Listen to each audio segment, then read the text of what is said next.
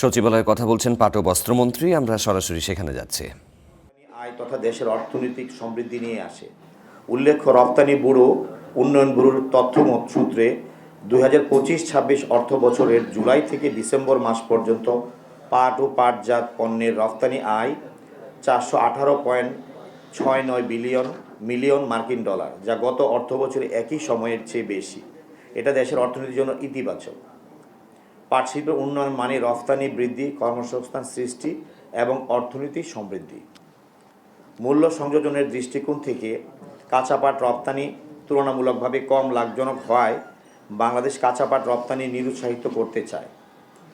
2024-25 অর্থবছরে দেশে মোট পাট উৎপাদনের পরিমাণ ছিল প্রায় 13.80 লক্ষ মেট্রিক টন।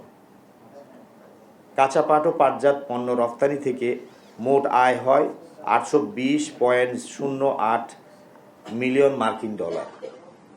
এর মধ্যে কাঁচা পাট হিসেবে রপ্তানি করে আয় হয়েছে 148.48 মিলিয়ন ডলার, যেখানে পাট পণ্য রপ্তানি থেকে আয় হয়েছে প্রায় 671.60 মিলিয়ন ডলার।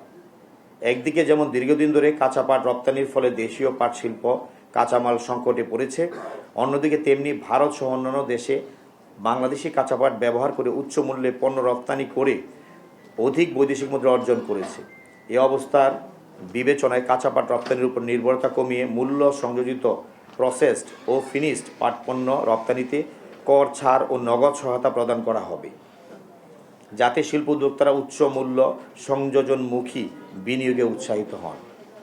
মাননীয় প্রধানমন্ত্রীর নির্দেশনায় পাট শিল্পের উন্নয়নে বর্তমান সরকার সবার আগে বাংলাদেশ দর্শন একই সাথে রাষ্ট্র সংস্কারের 31 দফার ভিত্তিতে